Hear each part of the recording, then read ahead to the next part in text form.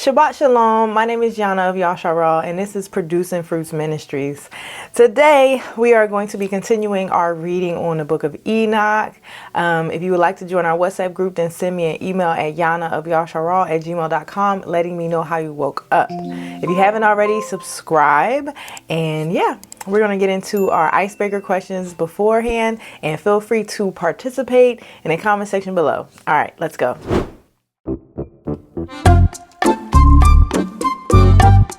All right, the first question is, who said this?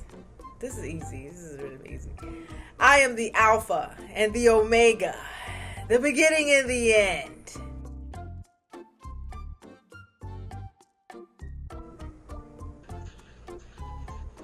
Yahusha, but did he say it like that? Did he just say it like that?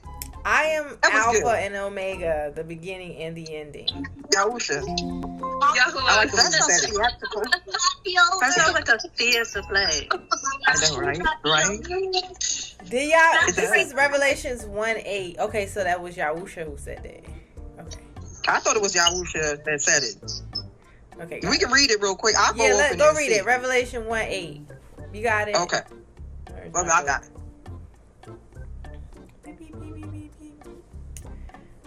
You got the Jeopardy music playing? Is the Jeopardy music playing? Let me see. Revelation. Thank you. Sorry, Thank I you. think that's like, what's that movie with? Was that something else? That wasn't I think that's Jeopardy. sorry. I'm sorry. I looked at that one was Yahuah. It looked like. I got it, y'all. Go ahead. Yeah, I thought that was Then Yahuah that said That that. was Yahuah that said it that time, but Yahusha said it later. But then I think he Right. said the first Yeah, to come out of the Yahuah said dead that. too. So that Yeah, was when he Yahuah was said talking to that. the churches. Yeah, he said I'm the first and the last, right? Okay, sorry. because the answer here says God. So it was Yahuah? Okay. Oh, it was Yahuah. Okay. Okay, sorry. Okay. Yeah. All right. Who said this, though? Why was not this ointment sold for 300 pence and given to the poor? Judas! You got it. Green. Son of perdition. Yeah. That's John 12:5. Okay. All right. In 10 seconds, I'll put a time limit, I guess. Name 3 soldiers or warriors in the Bible.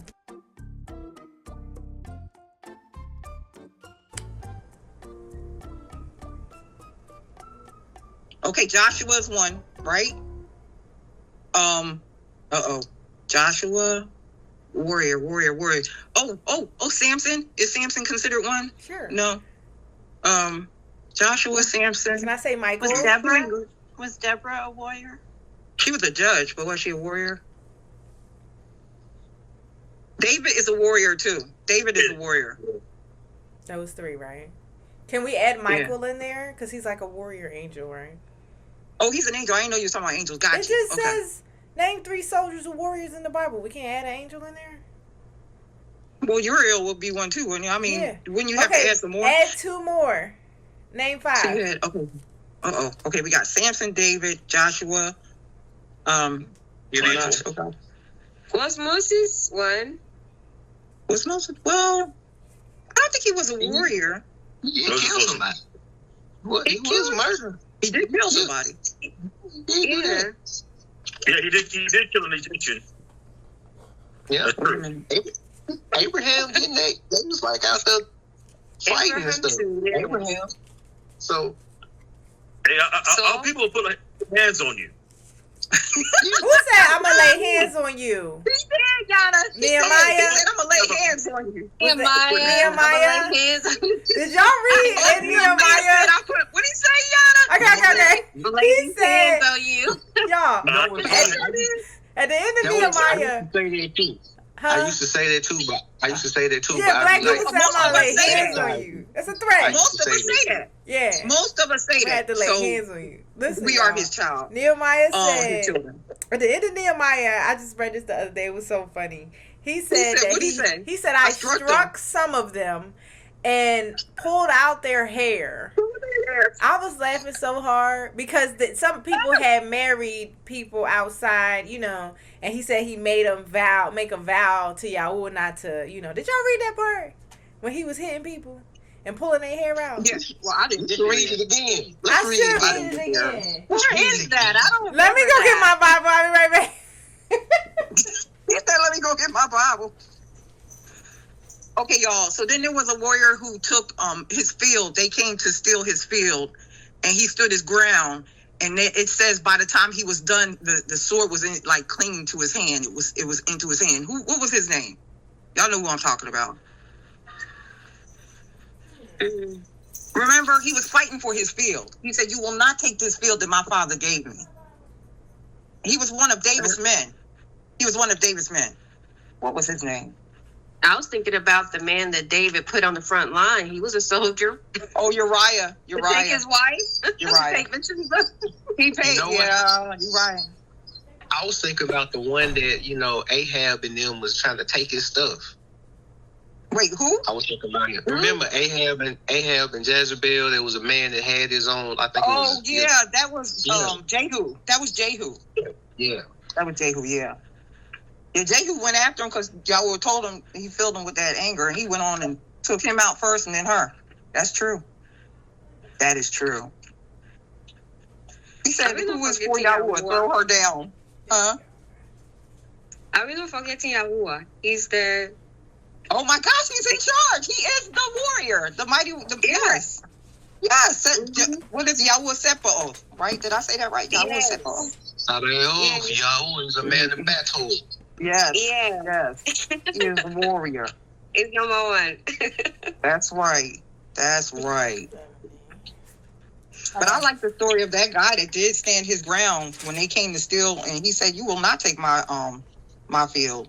And then the other one that was in the I'll find it. And then the other one that was in the pit with the lion. He was David's man, one of David's men too, and he killed the lion in the snowy pit. Y'all know who I'm talking about? I know somebody wrote a book with that title on it. It's like a best-selling book. Right. And the lion with a bear in a snowy pit or something. No, in a cave with a lion with a... He killed... Sorry. Go ahead. This guy was in a pit with a lion in the snow, and he killed him. The snowy pit. Yeah, and he was one of David's men. And then the other one was when all those men came against him, and they wanted to take his field. And at the end, his sword clung to his hand. It was in his hand so hard because he was fighting that hard. And I'm trying to remember their names, but they were all men of David. I mean, David's men, under David. I gotta go. Can I read a scripture that I... Go. Yeah, okay. Go. Sorry, go. So Nehemiah 13, starting at 23, it says, in those days I also saw that the Jews, the Yahudim, had married women from Ashdod, Ammon, and Moab. As for their children, half spoke in the language of Ashdod, and none of them was able to speak the language of Judah, but the language of his own people. So I contended with them, and cursed them, and struck some of them, and pulled out their hair, and made them swear by Yahuah, you shall not give your daughters to their sons, nor take of their daughters for your sons, or for yourselves. So I thought that was funny, because I was reading and I was like, this stuff, because the Bible be so dramatic. He just was pulling people's hair. You could just see him, right? He said pull their hair out, huh? I said you could just picture it though, like that's like funny. Just smacking them. And the Sefer says plucked off their hair. Plucked off their hair.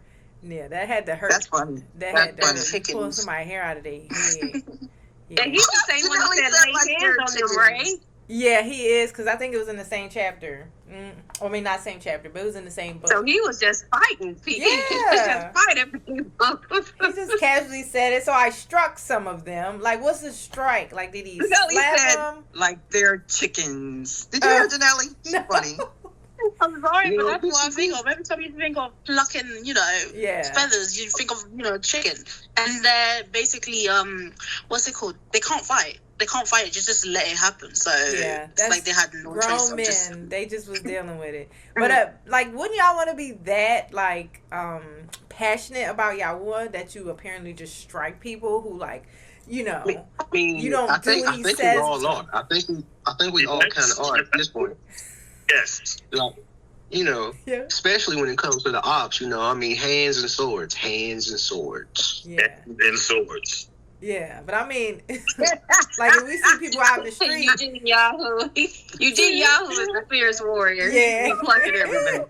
Somebody eating some pork. He's ready to go. Yahuah won't let him have a sword because he know if he put it in his hand right now, it'll be over. But imagine if you saw people eating pork, y'all, and you just, or a crab, you just, you know, and pull their hair out, and you just righteously like whooping them. But you know, we're here in captivity. Not a righteous whooping. Not a righteous whooping. Yeah, you know you ain't supposed to eat that pork. Oh my God! Somebody would have slapped me about last year this time. They would have slapped the piss out of me then because I had that bacon in my hand. With that pepperoni pizza. Okay. Before these things, Enoch was taken, and no human being knew where he had been taken, or where he was, and what had happened to him. His works were with the watchers, and with the holy ones were his days. I, Enoch, was standing, blessing Yahuah of majesty, the King of the ages. And look, the watchers of the great Holy One called me, Enoch the scribe, and said to me, Enoch, righteous scribe, go and say to the watchers of heaven, who forsook the highest heaven, the sanctuary of their eternal station, and defiled themselves with women, as the sons of earth do. So they did and took wives for themselves, and they worked great desolation on the earth.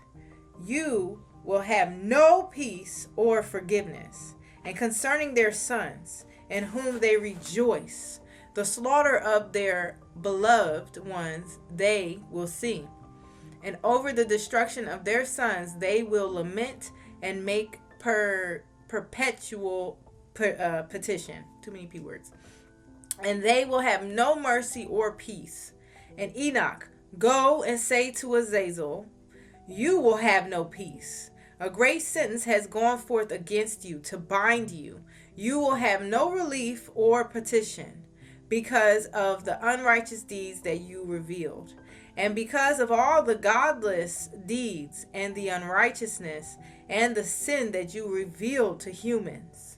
Then I went and spoke to all them together, and they were all afraid and trembling, and fear seized them. And they asked that I write a memorandum of petition for them, that they might have forgiveness, and that I recite the memorandum of petition for them in the presence of Yahuah of heaven. For they were no longer able to speak, dang, he took that away, or to lift their eyes to heaven out of shame for the deeds through which they had sinned and for which they had been condemned. Then I wrote out the memorandum of their petition and the request concerning themselves with regard to their deeds individually, and concerning their sons, for whom they were making requests, that they might have forgiveness and longevity. And I went off and sat by the waters of Dan in the land of Dan, which is south of Hermon, there's Hermon again, to the west. I recited to Yahuah the memorandum of their petition until I fell asleep. That's adorable. And look, dreams came upon me, and visions fell upon me. And I saw visions of wrath.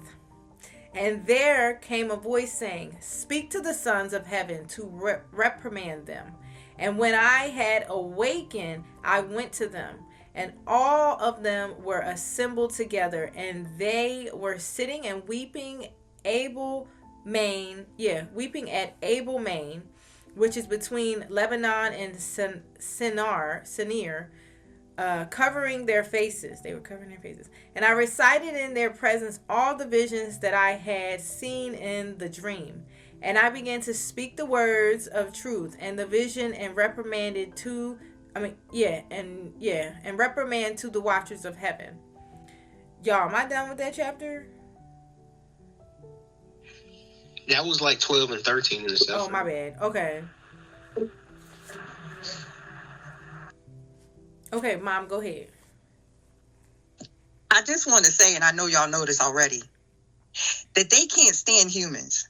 So it's like the same things that want to rip you apart and can't stand you.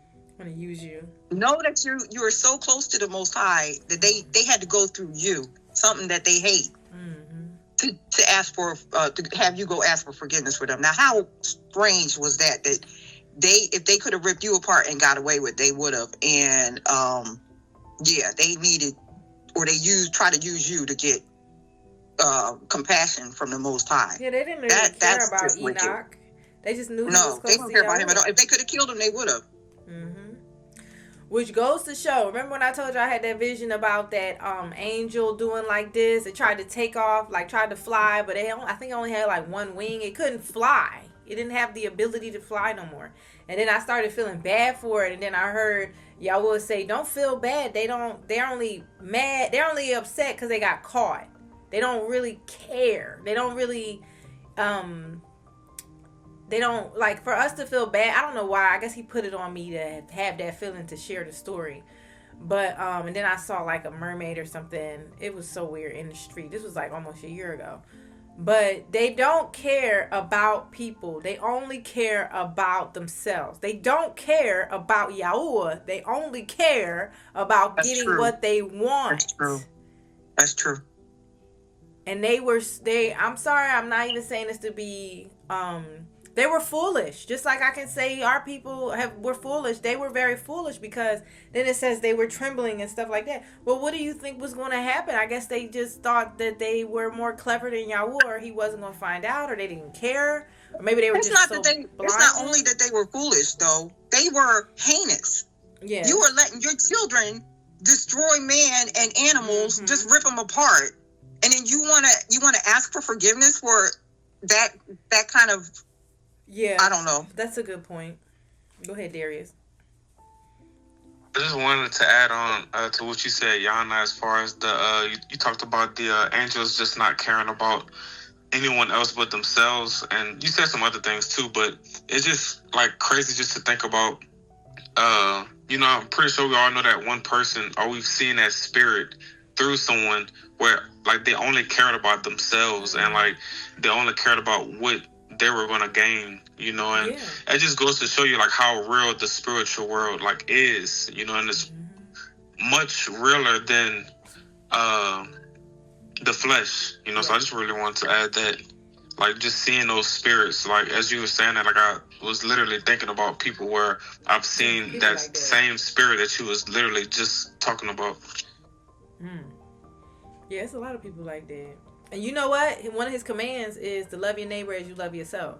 That means it's extremely important to him for us to care about each other. Go ahead, Eugene Yahuah. But yes, if we can go back to Mount Hermon, they knew that they were going to get this. They knew that this was also going to happen. I think they got so wrapped up in power and doing what they willed for their own things that they forgot. Just like being drunk and getting drunker and drunker. You can't get any more drunk, but you're going to keep drinking anyway. Yeah. And then ultimately you do crash and hit the wall. So I think that's part of the shaming process that Yahuah let them, allowed this to go on to this point until he could bring them low before he punished them. And he killed their kids. Their kids was evil, but he killed their kids too. Yeah. What if they knew? Like Yudin Yahuah, they knew what they were doing. But what if they thought they could pull the okie doke of pity on Father Yahuah? What if they thought that they could just... I think they thought that. I believe. You know what I mean? Like, that's disgusting. That's disgusting. I agree with you. That's why he said, I know. It sounds to me like some bad teenagers. Like they thought they could come in and pull one over on they. You know what I mean? No remorse, but please, no I'm sorry. No, you're not. You just sorry, like you said, Yannah. You sorry you got caught. Yeah. They were in heaven with him. To imagine that. I mean, they were up there with the Father, and to imagine that the Father is so like angry or disappointed with them that he won't even give them the grace and mercy that they're asking. Yeah. But they were up there with him and they knew how gracious and merciful he was. So maybe they thought because of that, you know, that they was going to get some of that mercy. That they were going to get that they were going to get grace and mercy too, you know, even though they knew they were going against everything that he was against. Like they watched their children tear up men, tear them apart, tear up animals, tear up Yahuah's creation. And then it's like, oh, well, you know, you have a merciful heart. Can you just let this go? Well, maybe they thought because he forgave us. They're mad at the consequences of their actions. I'll be honest. They're just mad of their consequences. And it's been taken out on their children or their offspring or whatever they are to them. Their kids is evil. And that's how... Yeah, but it's just coming back to them now. Yeah, I shouldn't have done that before. And now it's like, okay, now I'm getting the brunt of it. Right. Which is, I agree with that. I agree with I mean, that's how people learn the hard way. But they swore to curse themselves if they didn't do it. They did say that, didn't they? They made that as the leader knew he wanted to get down here and get with our women so bad that I'm afraid that you won't do this with me unless I do the sin and take the sin by myself. So, you know, we have to, you know, agree to be bound together. Come on, man. Come on now. He said, I'm going down by myself. They said that, but they didn't realize the power of they didn't realize that the consequences, how it would affect them later. Exactly, the consequences of what they're promising. They just thought, oh yeah, that will happen and that's it. But no, this is coming back tenfold over. Very disrespectful. Very disrespectful. Well, what if they thought, y'all? Okay, because y'all know they delusional. So, like, what if they thought, well, Yahuah forgave us. They're higher beings than us, right? We just these little weak beings, right? So if Yahuah forgave us, he'll for sure forgive them. They're better. They're, you know, they're spiritual beings. Like, maybe they thought that. They do think they're better. I think that's part of it. I think that's one of the reasons why they attacked humanity, attacked mankind so much, because they thought that they really could do that, know that they shouldn't do it, and still be able to be forgiven for it, knowing what they were doing wasn't right. They thought that he was going to just give them a little punishment or something that they were okay with. Right? They felt like, because they knew they was going to get caught. They knew it was wrong, but they didn't know what the actual punishment was going to be. They just knew they was going to get punished. They didn't realize they was going to get tossed into a pit of fire. They just thought maybe they was going to get a whooping. They didn't understand. That one coming. That's a good one. Yeah. I think that they knew, because Yashar'al said a great sin. He knew it was going to be a bad thing, so bad he didn't want to go down by himself. I don't think he knew how bad though. I think he knew it was going to be bad, but I feel like it's one of those situations where you know you're doing something wrong, but you don't realize all the things that you didn't imagine could happen from what you're doing is wrong. I mean, Cause like I look at it when we was just reading what they did to mankind, and then he made them watch their children do it to each other as part of their punishment. Not even going. Your children is going to destroy and eat each other till none of them is left for the most part, especially the real big ones. So yeah, it's like all these different things. Don't forget Kylie. Go ahead, Kylie. I was kind of thinking about, like, does this mean that there's no female angels in the 200 since they lusted after female human women?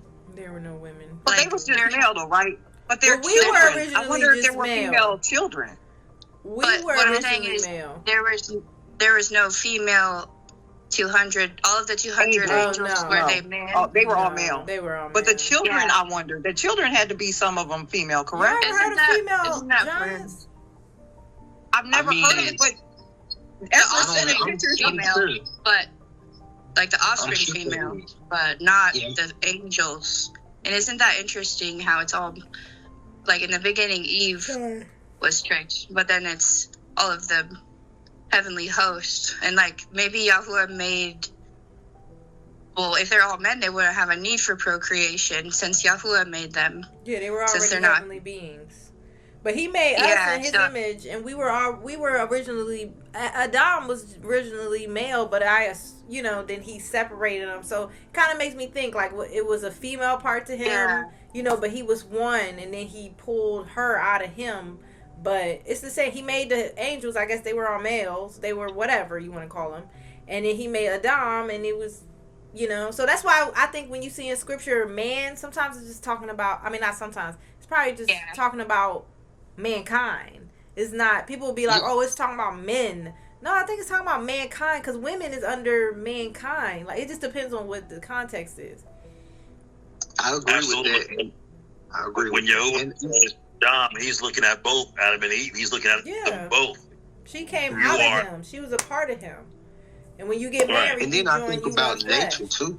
I think about nature, like I think about nature too, because he made man and woman, but he also made male and female plants, male and female animals. So he made them. So that's the other thing that I do wonder about it. Like these 200, it appears they was all male because they took wives, and then they had children, which I'm assuming the children had the ability to be male and female too. So whatever those Nephilim and giants and whatnot became, there was both of them eventually. But I wonder, that's one thing, we probably won't know until after there's a new heaven and new earth. But he specifically made male and female, all of these things down here. So I would assume there would be something that he might have was going to do if he didn't already do up there. But it's just weird. Like, that's the other thing I was talking about earlier. Like, they really came down here and just had all these kids. They left heaven and made this pact to do this. Like, for what, though? Like, so they were copying the Father, Yahuah. They wanted their own,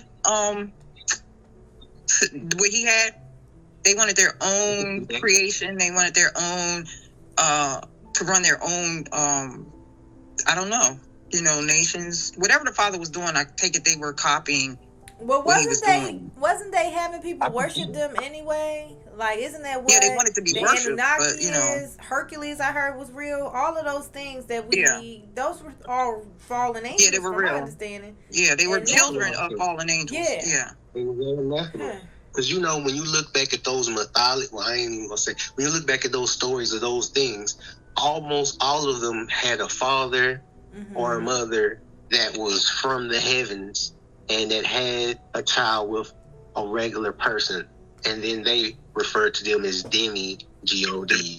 So, a demi is half. A demigod is like a person mixed with an angel. Yep. Okay. Y'all know what's so interesting?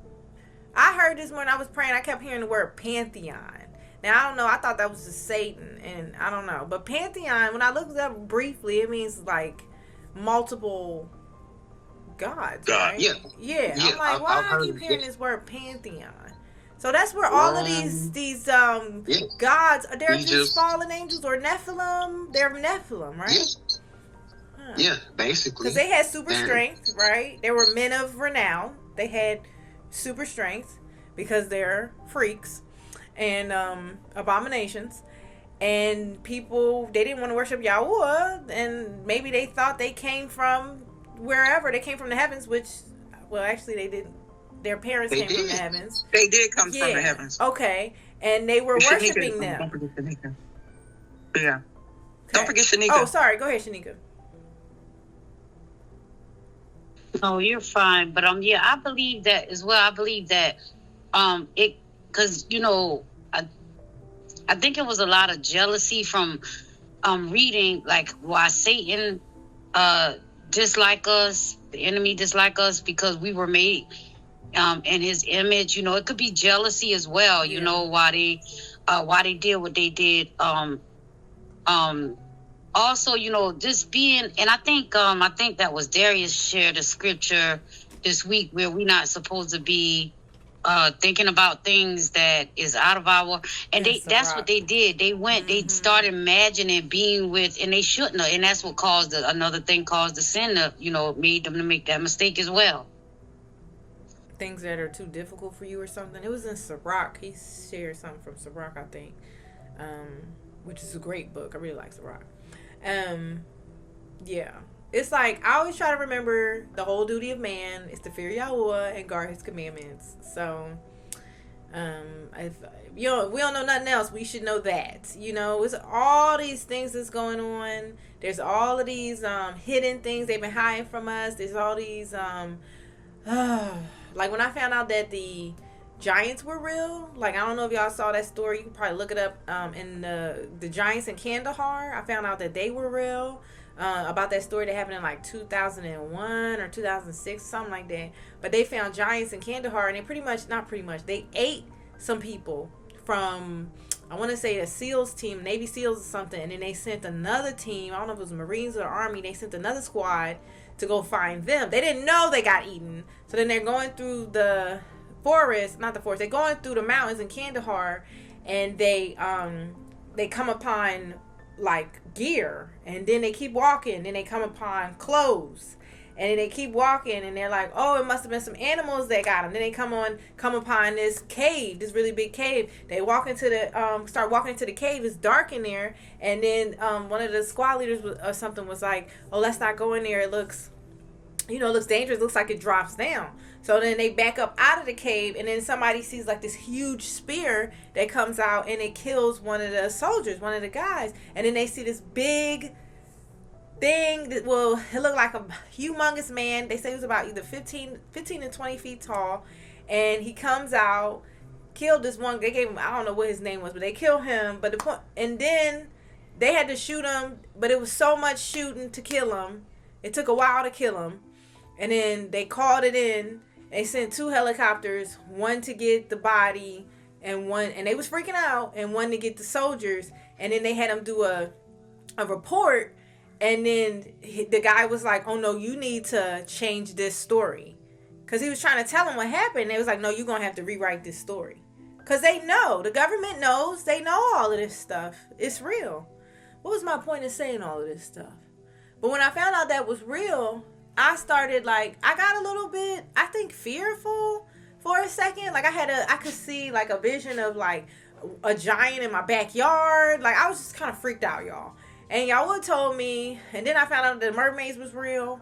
And Yahuah, and then I kind of a piece of me felt intrigued or something. Like, not intrigued, like I just wanted to know more about it. But Yahuah told me, no, you need to be focusing on me. You need to be focusing on, refinement. You need to be focusing on building your relationship with me. Do not become obsessed with these things that you see. That stuff is just what happened. We read about it in the Word, but that's not for us to be, in my opinion, I don't think it's for us to be super investigating. You know what I mean? It's like, how do we hear His Spirit? How do we develop a relationship with Yahuah? That's what I believe is most important, is to learn how to hear His Spirit, His Ruach, right? His set apart spirit, and to be refined, to be being, cleansed of the sin, I felt led to say that. Go ahead, Ezra.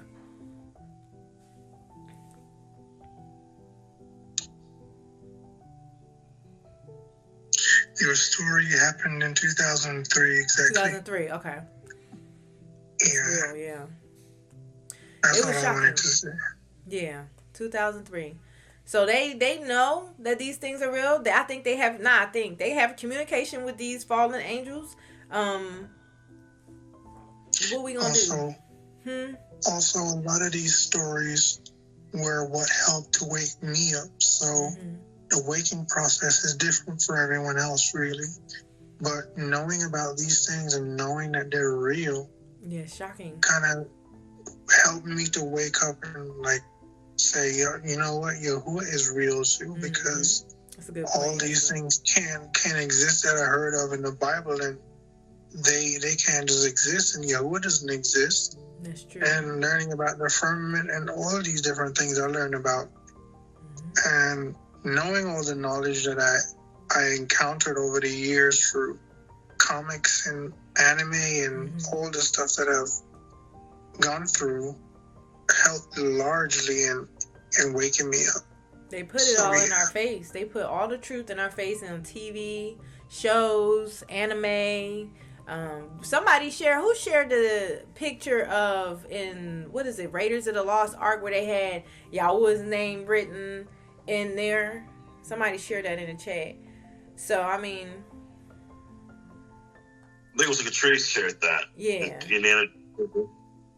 Kiara. Yeah, it might have been Catrice. Yeah. No, it was Kiara. Because Kiara asked, what, right? Or was it Catrice? I don't know. Yeah. I think it was Catrice. Catrice that shared it, yes. Yeah, it's crazy.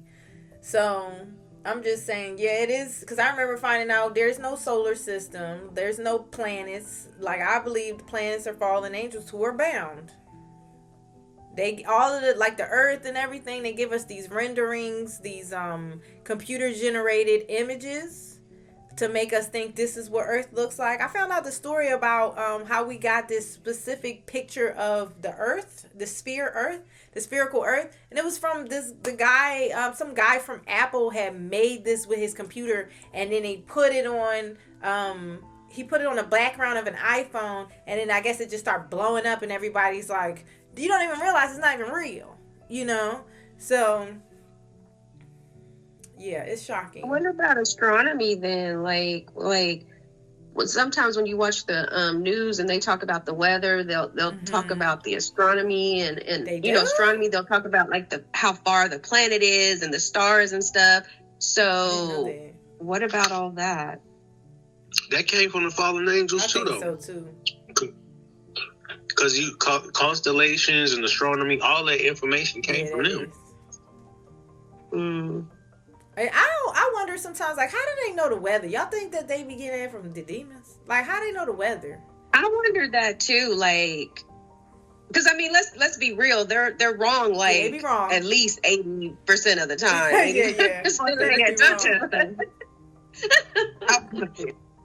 They do be wrong. It be raining and they be talking about there's a 0% chance of rain, and now it's raining. Did not plan for this because I'm listening to y'all. Go ahead, Kylie. But did they get that from the fallen angels? Like, how are they predicting this stuff? That's what I wanted to know. That's a good question. I don't know, other than I think it comes from maybe they're doing witchcraft. Well, it ain't good witchcraft because, like Tessa said, they're usually wrong. They do be wrong, and they be messing me up because I thought it was going to rain for like 4 days straight, and I was concerned for my blueberries because I needed it to rain, and they lied, and it didn't rain. Go ahead, Kylie. Sorry about your blueberries. I just wanted to share for anyone listening. There's a camera brand called Nikon. And they made a super powerful,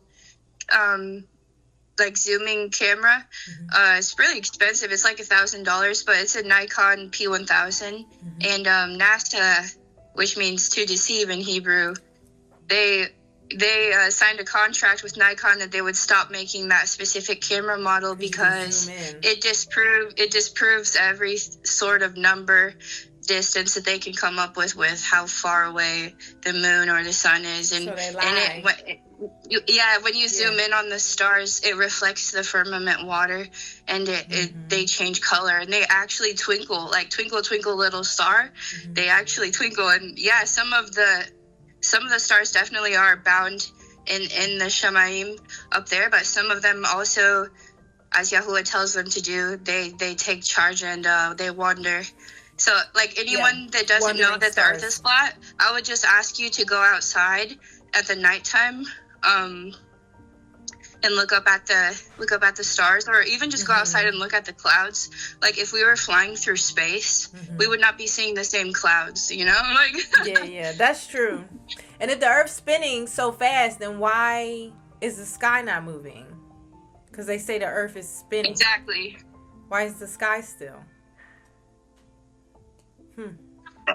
Yeah, definitely. Go ahead. I was just gonna say real quick. So they're not distributing this camera anymore because it could. Right, Kylie? Yeah. I mean, there's probably some that you can buy online. Like, I really wanted to, but they're expensive. But yeah, they because you can disprove everything that NASA all says. that fake science stuff. Yeah. Okay. And yeah, I'll share the video in the chat. It's like at 2 minutes, but you can literally see the firmament water reflecting on the stars. And share that. Beautiful. Share that. I would like to see that. Okay. Thank you. Yeah, the point. Yeah, we definitely. My wife and I definitely saw that video that Kylie is talking about, or probably maybe one similar, but that camera, it was pretty. Yeah, it was nice, and to hear that it was discontinued, I mean, it only proves like they hide and stuff. How they're trying to cover the lie. Yeah, and I kind of wanted to also add to what you were saying, Yannah, earlier about just kind of keeping our hearts and our minds on Yahuah, because I know one big thing that has happened. I'm not sure if y'all seen, but they closed down CERN until like 2030. I did not know that. What are they up to? Yeah, so that's just another thing to where, you know, people may start making videos. I'm saying it's a possibility, you know, and coming up with their own conclusions and stuff like that. But just, you know, like focusing on Yahuah. Yeah. No matter what situation it is, you know, like we're going to get through it. Yes. If something does happen between this time or once 2030 come or even afterwards. Because who knows the time. But, yeah, I just wanted to add that. Thank you, Darius. Go ahead, Shanika. I just had a question. I think I read, if I'm not mistaken, but if I'm wrong, but I think I read in Enoch where the stars are angels, aren't they, or something like that? It says wandering stars. And what is that, Daniel? Because planet means wandering star. When I looked it up, I mean, I can look it up again, but it means wandering star. And it talks in Daniel about wandering stars. So if you're wandering, you're not on course, you're not doing what you're supposed to be doing. They didn't went off course, right? I mean, that's what I got from it. What y'all think? Yeah, I think they are a type of angel. And as far as CERN is concerned, yes, they shut it down, but they said to make it like over 10 times stronger. So, yeah. That's why we need to pay attention. We need to focus more on Yahuah. Yeah, they working hard. So we will work harder by praying. Sorry, go ahead. They got a lot of stuff they're saying predicting for 2030. I don't know what this 2030 means, but there's a lot of stuff that they're saying is supposed to happen by 2030 or 2030. So I don't know. It's about to be 2027. And is it really 2026 right now? Because they changed the time. No. You know what I mean? Yeah, no. Ain't no way this is a year. It's like 5,000 And when they opened that thing back up during the time of the pandemic, during the beginning, that evil dance they did before that thing, it was crazy. It did some kind of, yes, they had a whole show. They had a whole show and it was demonic. Yep. It's a ritual. You know, they're doing rituals. They got statues in front of them and everything. It's weird. It's weird. We know what it is. It's spiritual. Let me get Sister Erica. Sister Erica has her hand up. Go ahead, Mom. I was just going to back up Darius about focusing.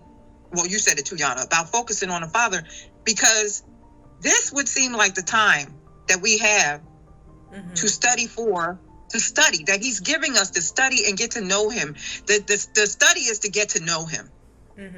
Yeah. To get to know His voice, because we don't know His voice like that. We may hear it once in a while, but I think there's a place where we get to, where He gets us to, where we can talk to Him and hear from Him more clearly and more consistently. And I think that He's using this time right now and wanting us to study Him, to get to know Him, because when all this hits the fan, it's not going to benefit us. And I'm not saying we're not going to come across information, but that information is not going to benefit us. The only thing that's going to benefit us is knowing that we're hearing from Him, so He can tell us what to do and tell us what, like this is a prep time, I think. And I think everybody agrees I agree. Me.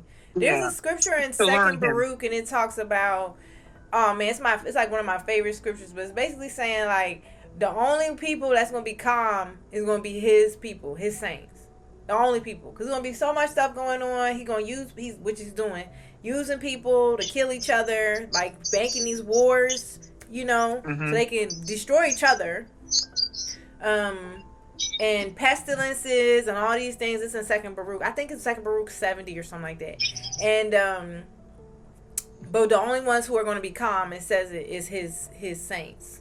And it's because, and those are the people who have gotten to know him, right? And it's because we're getting to know him. Yeah. That's why I'm gonna say this. Like, I know that it's good that we learn that these things are real, because it helps us to come out of the matrix, right? Like Ron says, is the matrix. But at the same time, we can't get stuck there and be paying attention to that more than we are trying to learn Yahuwah's voice, trying to learn the difference between hearing from a demon and hearing from his holy, his set apart spirit, right? His Ruach, right? Because that's what they want. It's like you learn that stuff's real, but then we're obsessed with it, and we're like, oh, this is happening, this is happening. They're making clones and da-da-da. We know they're doing this weird stuff. We know, like, even, oh my gosh, this sounds so bad. I'm just gonna say it. Like, they be having people eat people. I know they do. I know that they be probably mixing ground beef with human beings.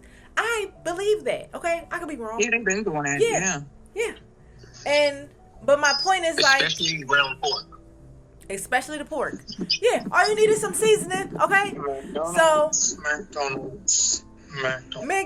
is not the only one. Think though. About it. Yeah. If you see one roach, there are many more roaches around. So it's not just McDonald's. It may have been, you know what I mean? It may have been spoken of like that, but it can't be just one restaurant. You understand what I'm saying? Because they're feeding us all through different fast food restaurants. The joke is not on just from one person. You know what I'm saying, Ezra? It's not just one person that's getting it. But I hear what you're saying. Video I put in there from KFC where the commercial, and they were, that commercial. I was like, oh my goodness. Yeah. So it's not just McDonald's. Yeah. Right. Yeah. But I think even the grocery store food. And then look, they were talking about putting C-19 vaccinations in lettuce. Why would you need to do that? Like, it's not even. And I kind of think it's easier to put people into beef, but I might be wrong. Oh, for sure. All you need is some seasoning.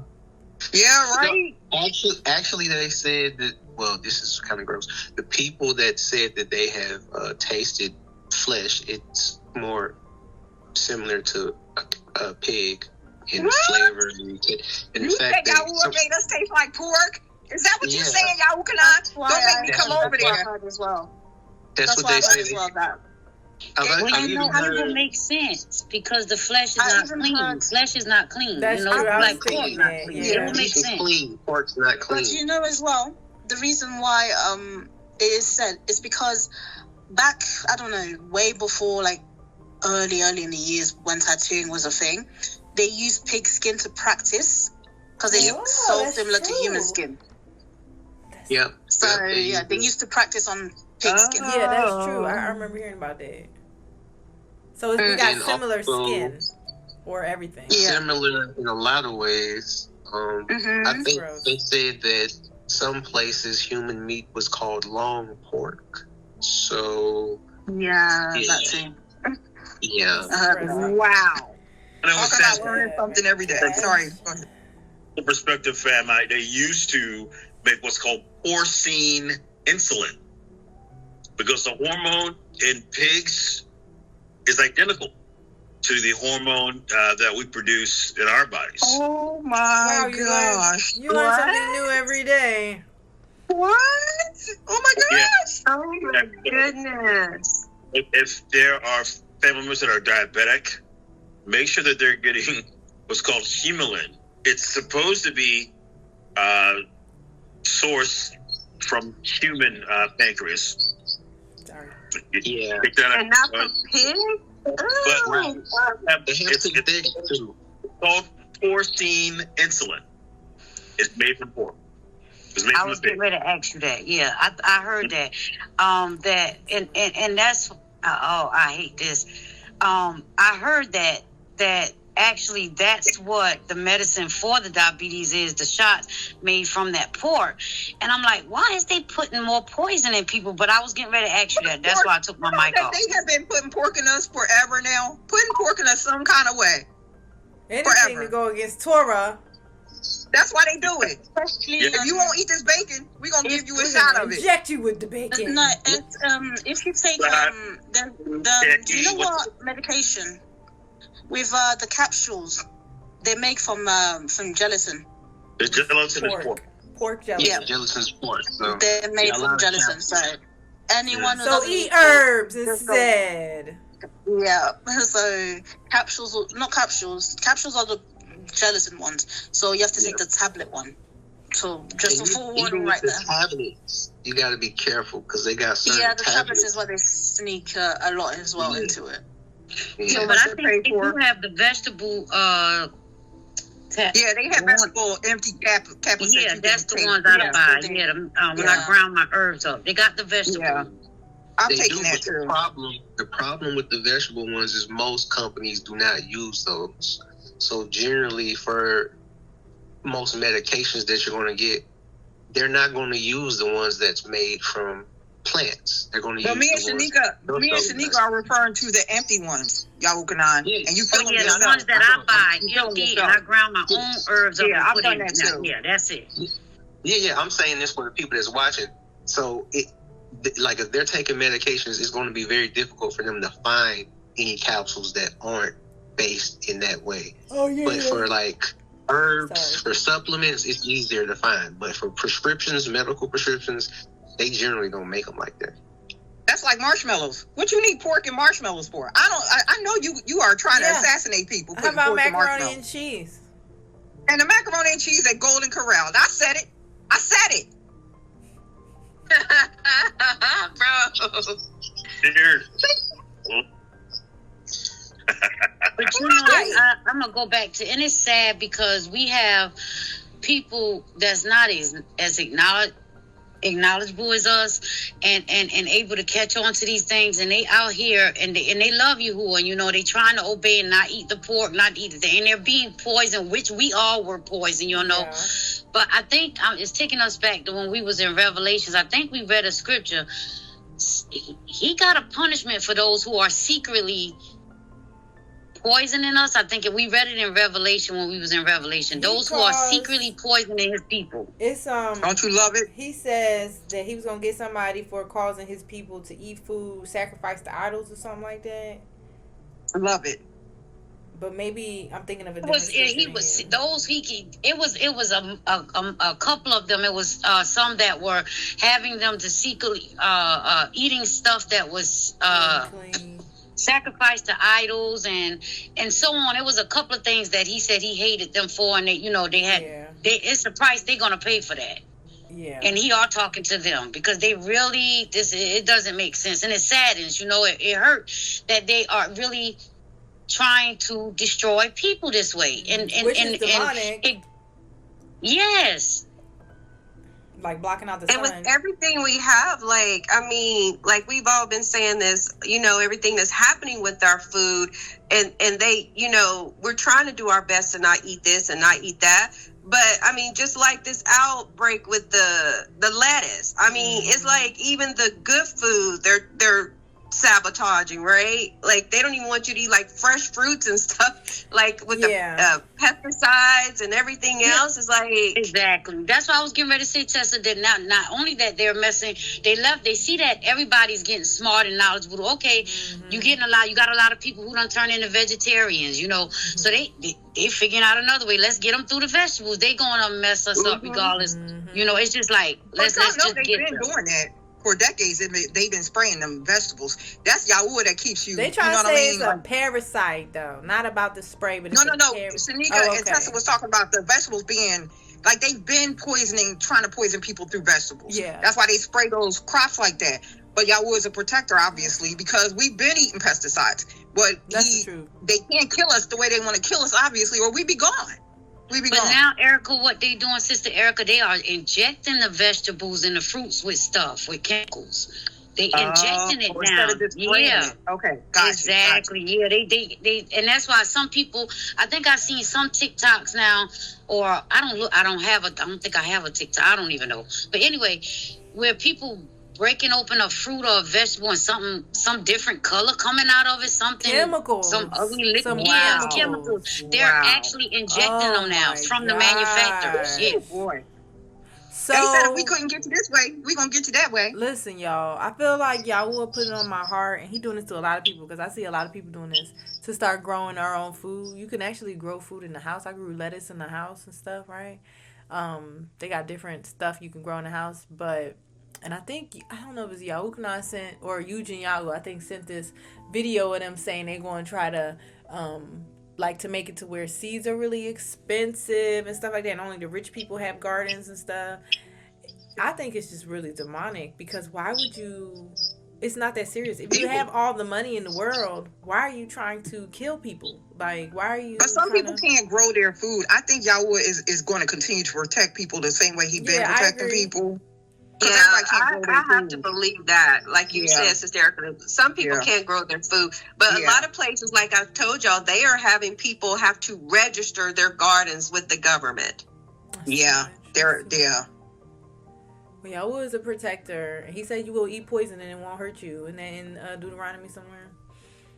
So, he does say that, but I'm praying that I'm not eating people. I don't know. We might have ate some people. I don't want to be eating people. I don't want to eat people, but you probably have to stop eating meat altogether. I'm gonna be honest with you, man. I think I don't know. I feel like if any of us had ever went to a fast food restaurant in the last 20 years, we know, Yahuah, we've eaten people. Let's just say it. Terrible, man. Yeah, we know. Yeah. We know. It's crazy. Well, it says you'll eat don't it say you'll eat your children? I mean, maybe that was a different. Oh no, y'all, my stomach is turning. Y'all, my stomach is really turning right now. I'm sorry. Y'all know these people is crazy. It's true. It's true. Yeah. Some places they don't even hide it. It's not just fast food though; it's restaurants too. Because when you think about it, mass production, right? It's literally anything that's mass produced. Yes, it's going to probably have that, right? It's going all over to all restaurants. Yes. That's true. Yes. And food stores, and markets. So you're right. Did y'all share the video of somebody? I was just going to say definitely, but the problem is the way. Listen, we've talked about this many a times. Grinding up something and then just putting a whole bunch of seasoning on it, or putting hot dogs, like. It's very easy to cover whatever it was when you mix, because they mix it and most of the time it don't just be all one thing. It be a bunch of things mixed in. With some cows. So that's the problem. They've been doing that, and then they season it all the same, and so you don't know what it is. So when it comes to steak, it's harder to do because most people know what beef's supposed to taste like and look like. That's why people have been noticing the lab-grown steaks and stuff when they've been going to the stores, and it's not looking the same. But when you got something that's ground up, you don't know what that is. See, no idea. Tessa, you know what? I think that you can, since you said that, and we take this back to the go back to the New Testament. And I'm sorry, Tessa. Kylie. But you take this back to the New Testament, where he said we supposed to pray over it and just eat what, I think that's what he's talking about. It's not talking about, you see a piece of pork, eat pork. Yeah. No, when we out here, because right now I'm really getting a headache and sick behind this, but I know it's true. I know it's true because based on my study, that's why I'm going to walk, I'm walking. But it's just that I think that's what he was talking about. So that goes back to what we were saying earlier, Yannah. We supposed to pray over our herbs, pray over everything that we have. Just pray over it and just ask for protection, because sometimes we walking into things blind. We can't see that. We've been eating stuff we had no business eating. You're right, Shanika. Yeah, so I don't think that scripture is actually, they probably rewrote it or whatever to make it feel like, if you go to a table and it's pork there, eat it. That's not what he's saying. I don't think so. I think that's what they're talking about. Yeah, I agree. Kylie had her hand up, but it's Kylie had her hand up. Sorry. I was eating an apple. Right back, y'all. But I heard if you get ground beef from a big store, we don't know the butcher or the farm, from where the cows came from, when you get ground beef, it's not just in my head, I used to always think, it's from one cattle or one calf or cow, but it's like it can be like 500 different mixed DNAs mixed into 1 pound of ground beef, and they inject steaks and the beef with red to make you more appetizing to you, because if you think about it, if you leave flesh out, rotting flesh, it's not going to look pink and red and vibrant. But yeah, so definitely better to get from like a small butcher. But even then, it's like I've kind of gotten to the point where if I can't kill an animal myself, I really shouldn't eat it. But I still eat eggs, and sometimes I eat chicken. Yeah, they've been doing that. We had heard about that in Austin when we lived in Austin. We saw a video somebody posted that said HEB was, and obviously it's not just HEB, it's markets, like you were saying, Kylie. They were showing in the video that their meat had went gray, and they dyed it and injected it, like you said, and made it red again, and then put it back out on the shelf. So yeah, they even faking it. So eggs not even safe. Remember I was telling y'all about I had a fake egg that I ate, or I was eating part of it at one point and realized that it was a fake egg. Egg's not even safe. Yeah, that's true. That's true. And here they just said that they had to discard, a bunch of eggs, like 17 million eggs has salmonella here in Texas. Yep. So yeah. And then you wonder, are they telling the truth? Because they already poisoned you anyway with the eggs. So why are they telling you they're throwing eggs away? You understand what I'm saying? Like, why? They lying. It sounds like they lying. It does. I think they're getting rid of the actual natural eggs, telling you something's wrong with them. And give you what they got. Yeah. Give you what they want. Fruit company, I forget which one is one of the biggest companies that you can go into the grocery store and find canned fruit.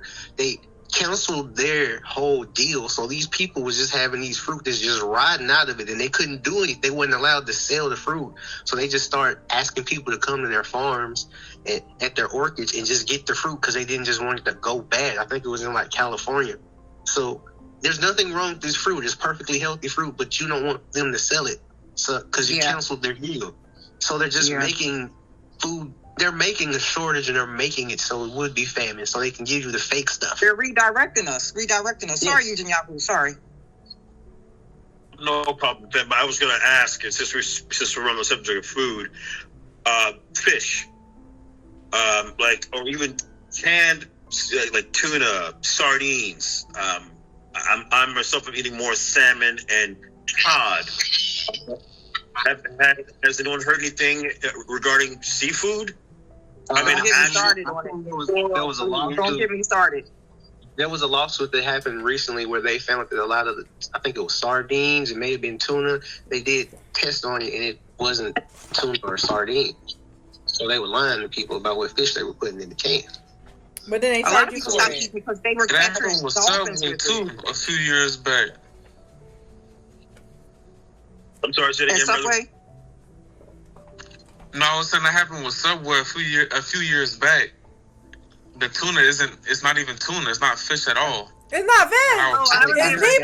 I remember hearing that. Yeah, I was pissed. What is I haven't been to Subway since. I don't know what it is. It's something that tastes like tuna though, but it's not. They like the same salmon that's farm raised that they fed corn to. Why would you feed corn to a fish?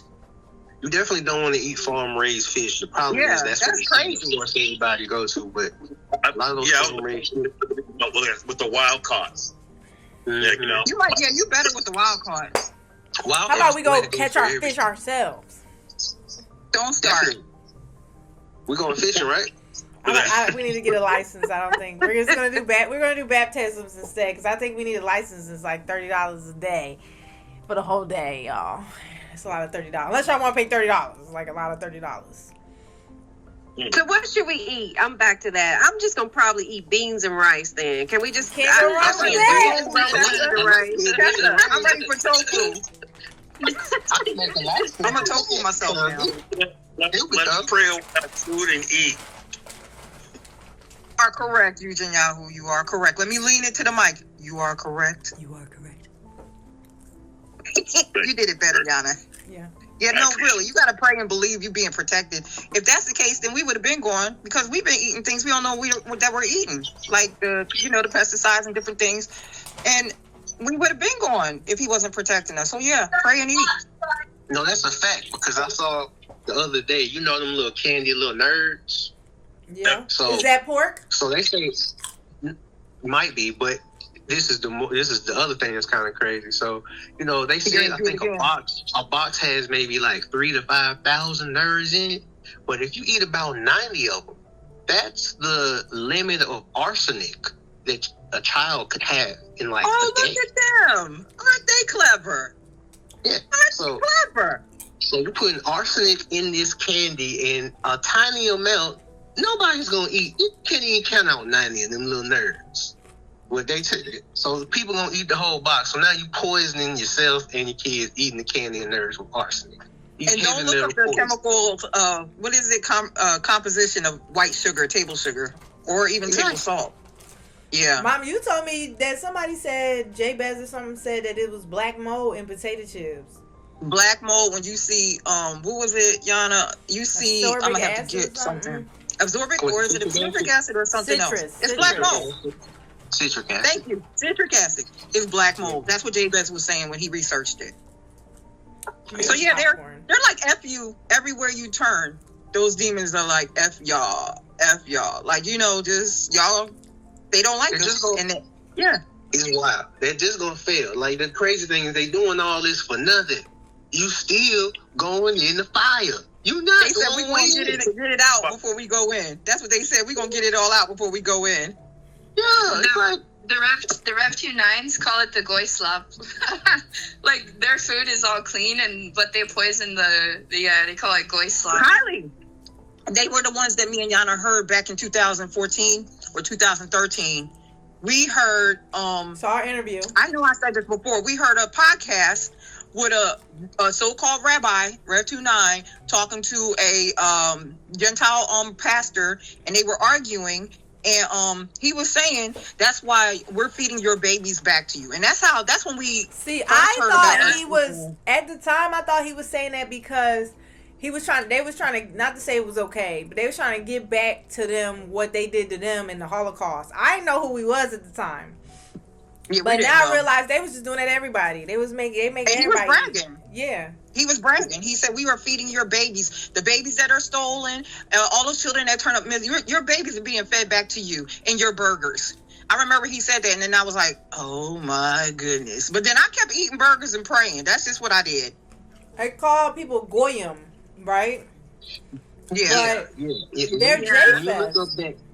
But the crazy thing is, even when you look at some of their certain food that's not considered goy slop, it got some crazy stuff in some of them too. It got certain chemicals and stuff. So you like, I guess you saying this is a chemical that ain't as bad, but some of that stuff. You mean that they eat Alpinons?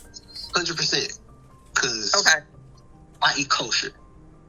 So when I buy stuff, I look at every ingredient, and I look for those symbols on what I buy. And I noticed some of their stuff still got some crazy stuff in it too. So even if you try to eat more kosher, you'll still run into that. I'm sorry. As the only non-melanated person in this group, it just reminded me how crazy is that they literally stole your entire identity. It is a little wild, isn't it? Still shocking to us. Yeah. It's deep. I can't. It's crazy. It's embarrassing too, and it's weird because they all dress the same. But it's so obvious that they stole the true Israelite identity. Golly, y'all they know they're fake too. They know they're fake. They know they're fake. I think they taught their children different though. I think they taught their children to lie. But Yannah was watching Truth Unedited, and she was like, why do all of them have those black suits on with the hats? Where'd I get that from? It's a cult. It's a cult, yeah. And then my thing is, we reading the word and every time they rip our ancestors ripped their robes. Their clothes. Why didn't they go back to wearing robes or something? Why are you wearing black suits? I think that was giving it away. They couldn't. It's weird. Huh?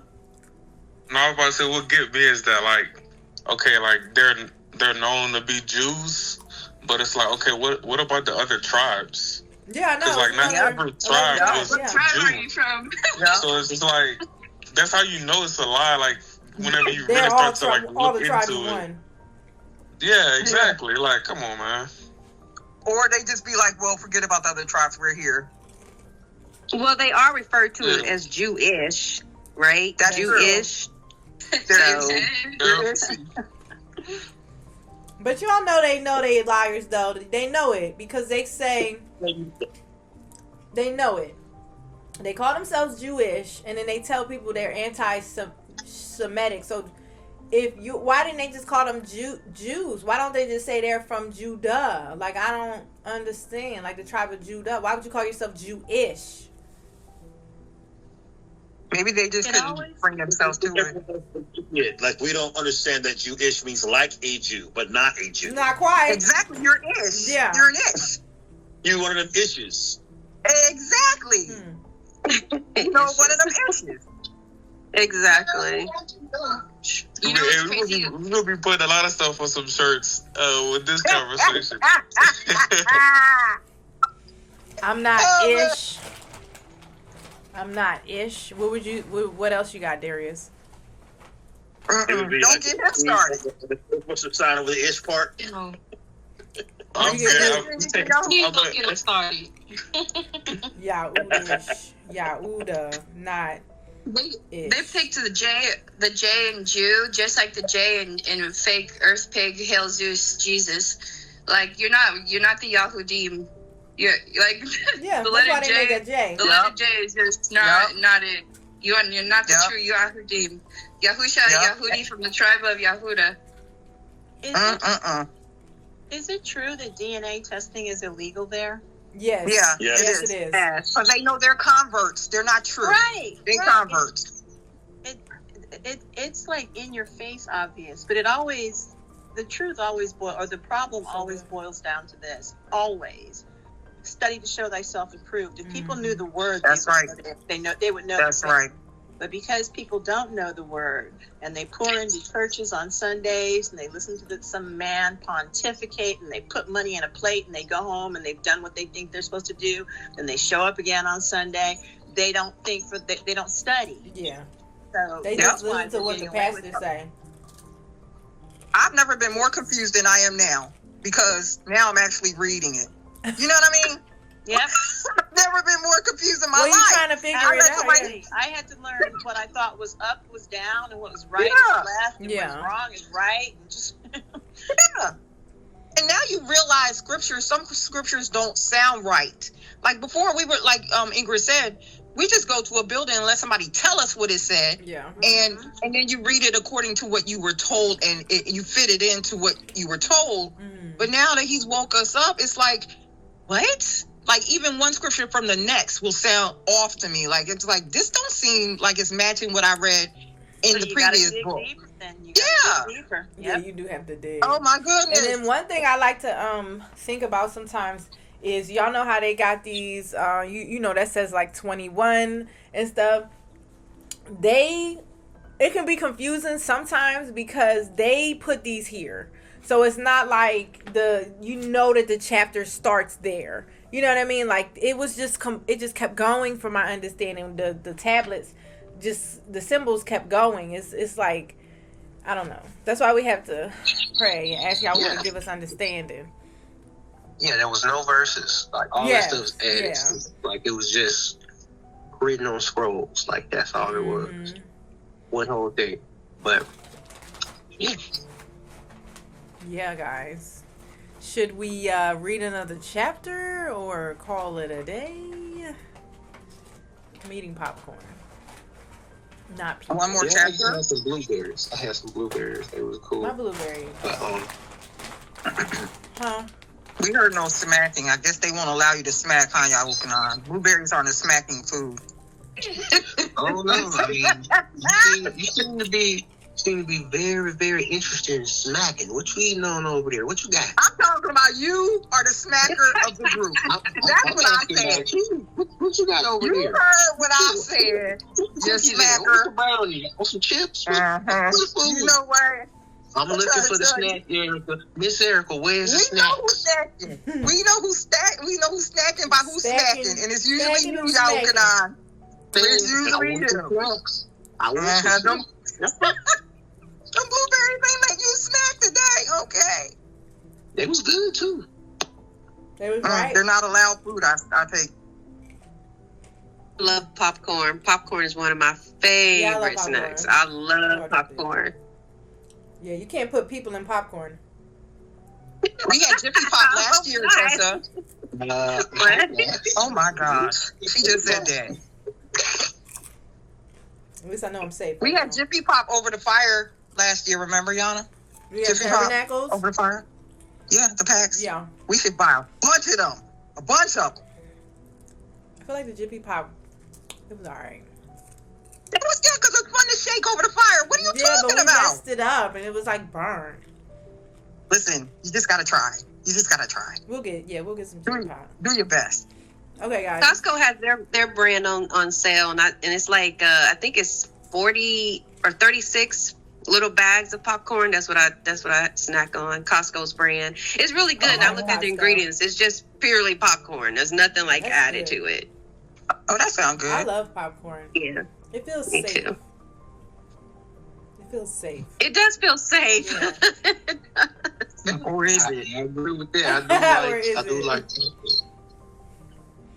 like popcorn. Do you eat popcorn, Yahuah?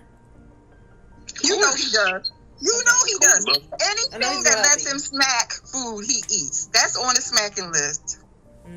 So you're going to have some popcorn for me then, right? Yeah, we'll have We're popcorn. gonna have the popcorn for you, Yahuah. We're going to get the Jiffy pack so you can shake it over the fire. Okay. We're going to shake that popcorn over the fire. It's good. I need some popcorn. Oh, that's from Costco, Yannah, right? It is. I know Costco has that brand. Boom, Chicka Pop. Yeah, it says it's just popcorn, sunflower oil, cane sugar, and sea salt. That's what it says. But yeah. Kettle corn? Yeah, it's like it's really good and it's huge. I was throwing it to my dogs because it's really It's huge. It's a big bag. It's huge. Should we read another chapter or no? Yes. Okay. Who's going to read? Let me just get my popcorn handle here. Who's going to read? I can't tell. Did you finish? Okay, so when you read, it finished in the Sefer at 14. I think that's where it finished in the Sefer. Am I correct, y'all? Whoever got the Sefer. Yeah, I'm in 14 now. 14. Okay. Is it still 14 in the Sefer? Oh, yeah. I think that's where you stopped. Yeah. Yeah, looks like it. Okay. Yeah, start at 14. Yeah, 14 in the Sefer. Okay. Okay, I shall try to read these. Some of these words is hard for me to read, but I'm going to try. You got it. Okay. I was going to say I can read. Read. Let her read. Come on, young lady. Come on. Here you go. Okay, let me see. Chapter 14, right? Yeah. I'm reading out of the Sefer. Okay. It says, this is the Sefer of the words of righteousness and of the reproof of the watchers, who are from eternity, according to that which he, who is holy and great, commanded in the vision. I perceived in my dream that I was now speaking with the tongue of flesh and with my breath, which Elohim has put into the mouth of men, that they might converse with it, and understand with the heart, as he has created and given to men the power of comprehending the word of understanding. So has he created and given to me the power of reproving the watchers, the offspring of heaven. I have written your petition, and in my vision it has been shown me that what you request will not be granted you as long as the world endures. Judgment has been passed upon you, your request will not be granted you. From this time forward, never shall you ascend into heaven. He has said that on the earth he will bind you, as long as the world endures. But before these things you shall behold the destruction of your beloved sons. You shall not possess them, but they shall fall before you by the sword. Neither shall you entreat for them, not for yourselves, but you shall weep and supplicate in silence. The words of the Sefer which I wrote. A vision thus appeared to me. Behold, in that vision, clouds and a mist invited me. Agitated stars and flashes of lightning impelled and pressed me forwards, while winds in the vision assisted my flight, accelerating my progress. They elevated me aloft to heaven. I proceeded until I arrived at a wall built with stones of crystal. A tongue of fire surrounded it, which began to strike me with terror. In this vibrating flame I entered and drew nigh to a spacious habitation built also with stones of crystal. Its walls too, as well as pavement, were formed with stones of crystal, and crystal likewise was the ground. Its roof had the appearance of agitated stars and flashes of lightning. And among them were, let me see how you pronounce this, cherubims. A fire, and their heaven was water. A flame burned around its walls, and its portal blazed with fire. When I entered into this dwelling, it was hot as fire and cold as ice. No trace of the light or of life was there. Terror overwhelmed me, and a fearful shaking seized me. Violently agitated and trembling, I fell upon my face. In the vision I looked, and behold, there was another habitation more spacious, every entrance to which was open before me, erected in a vibrating flame. So greatly did it excel in all points, in glory, in magnificence, and in magnitude, that it is impossible to describe to you either the splendor or the extent of it. Its floor was on fire.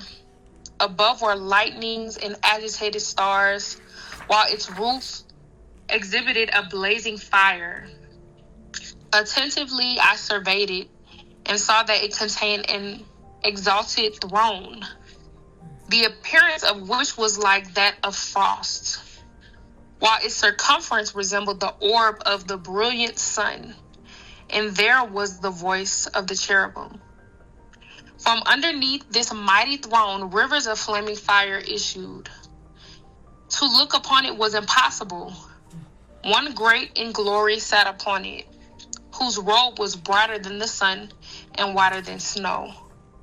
No angel was capable of penetrating to view the face of him, the glorious and effulgent, nor could any mortal behold him. A fire was flaming around him. A fire also of great extent continued to rise up before him, so that not one of those who surrounded him was capable of approaching him. Among the myriads of myriads who were before him, to him holy consultation was needless, yet did not the sanctified who were near him depart far from him either by night or by day, nor were they removed from him. I also was so far advanced with a veil on my face and trembling. Then Yahuah with his own mouth called me, saying, Approach hither, Enoch, at my holy word. And he raised me up, making me draw near even to the entrance. My eye was directed to the ground. Bow down. Okay. Well done, young lady. Yes, well good done. job. Thank you. I didn't want to tackle that K word, but she went around it and just said cherubim. That's why I was like, let me see what I can do this. Thank you. Great job. A cherubim, right? Hold on, y'all. Cherubim. I just want to see what it. I think don't you say cherubim, like cherubim instead of cherubim with that K one? But it's the same word though, I think. But yeah, it's just that when I looked at it, I was like, I'm going to mess that up. But she walked around it so professionally. Thank you so much. I want to know what. Well done. It looks like it would be pronounced Carovim. Carovim. Okay. Carovim. Okay. That's what it says. I just want to see exactly what it is because I'm a little. It says plural of Keruv or archangels. Why the heck does it in the Strong's Concordance it says a cherub or imaginary figure? Why would it say imaginary figure? I ain't lying, y'all. Let me do this share screen thing. Hold on. I was trying to figure out what it is, but right here it says a cherub or imaginary figure. Why would it say that? oh, that's because it's Bible Hub. That's why. Oh, it's okay. That's that. Okay. You know, when you read that, it got some information, but then they'll also add, like other stuff. Let me see. To whatever they put in there. So, like Well, if they you were look at the placed in front of the Sefer, garden. Huh? yep. I said when I look at the Sefer, it says a plural of cherub or archangels. That's what I was going to say. They have to be very in what's the word, y'all? You know how Christianity when they do pictures of cherubim, they make them look like cute little angels. That's what I'm. Can y'all see my share screen? It says the original meaning of a cherub is a powerful, fearsome celestial guardian, a throne bearer of Yahuah, rather than a cute baby. Okay. Exactly. They lied. Baby. They lied. Some weirdos had to make that other image. Like what? So maybe something more like this, or like they describe what they look like, and ain't nothing little baby about them at all. Little can be put in front of something to protect something. That would be ridiculous. Not at all. Not even a little bit. Because y'all know in the book of Adam and Eve, it said that they were guarding the door or whatever, and they looked at him and they got so scared they was mad at him or whatever after. Y'all know what I'm talking about? The scripture I'm talking about? Yeah, they got scared. They thought they was gonna kill him. Angels, the descriptions of messengers, I think that angel stuff came from like Greeks and Romans and stuff when they come up with all them wings and stuff. But the descriptions that they describe in that book, man, they lie. That's why they always talking about fear not. There's a reason. Yeah. You gotta be scared. That's probably why they be trying to worship them too. They be trying to worship the angels because they don't look like us, I guess. So people be like start worshiping them because they be like, you're clearly not of this world. So then they start worshiping and they be like, no, don't do that. And that's how they're gonna be deceived too. They start seeing pretty angels and they thinking, oh, that's it. No, and that's not of them because they don't even look like that. That's how a lot of them gonna get deceived as well. Thinking that angels are pretty the way that they're making it to be, but that's not how it is. And then the ones that they shouldn't be running from, they're gonna be running from. Using Yahoo, go ahead. Oh, was it Mom? Sister Erica first, I think, and then using Yahoo. Erica, yes, please. Oh, thank you. Mine was short. I just want to say I found it adorable that when Yahweh picked him up and brought him to him. That's all I wanted to say. I have an adorable picture of that. That's all I wanted to say. Okay, I'm done. Thank you. Thank you, Mom. Go ahead, Eugene. Yahoo. Yeah, Abiyah's, emotion is really, really important in this book. My question is about the Council of Nicaea, the ones who decided that this book shouldn't be involved. Because of the detail, I believe, of the book of Enoch and the way things look. Why would they block out this book but allow Ezekiel, who also described the good point. I mean, the thing with the eyes and the rotating thing. Right. Yeah. Yes. Maybe because the time was explained in Enoch, and people would have understood, or that might be one of the reasons. Because tells you that book the tells seasons you and the time. It tells us who the enemy is. I think that that's what puts it all together. Because when you come out of religion and you read the book of Enoch and the book of Jubilees, and you see who was that, Noah's grandkids or whatever. We learn about the Nephilim, right? The Nephilim, the Nephilim, the Elioid. We find out, cavemen are actually descendants of the fallen angels. They tell us that we come from cavemen. No, they come from cavemen. They have a lineage. They have a bloodline. There's a righteous bloodline, and there's a serpent seed, an unrighteous bloodline. So they all still exist. And I think that's why, if you read this book, it helps to connect the dots and help us to understand stuff like who's the people, the royal family over there, the Rothschilds, all these people, they have ties to the fallen angels, the Watchers. That's why I think they kept it out of there. Because if you just... Too much information. It's too much information. They want us to think it's just one enemy. If you think it's one enemy, you ain't looking out for... you think the threat might not be that big. The enemies is they're everywhere. They can be using, people. They using, it's a lot, guys. That's why we need y'all. Go ahead. Yeah, I agree. Go ahead. You had your hand up, didn't you? Go ahead. No, go ahead. Go. The thought just occurred to me.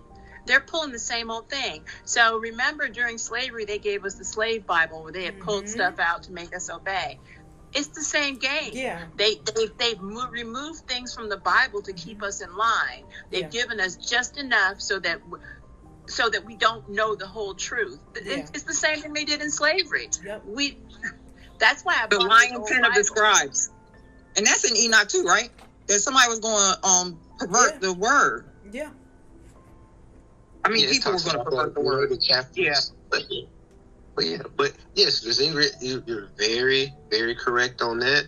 And, I look at it when I'm looking at these scriptures and the connecting of the dots, like, it's really more of like, I've heard someone use this term and I kind of agree with it. It's really more of like a mafia, right? Mm-hmm. It's not just one big boss that's just doing everything. It's a collective of wicked fallen ones. It's a group of them. It's a network, and it's gone on for generations. They just keep passing the baton to the next generation.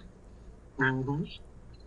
We thought, I don't know about y'all, but I thought when I was in Christianity that the devil was like this head thing, and he was a rival to Yahuah, and he was like almost as powerful as Yahuah, and like he was the bad guy. But I thought it was this one guy who was controlling all these demons, which kind of, but it's not necessarily the way.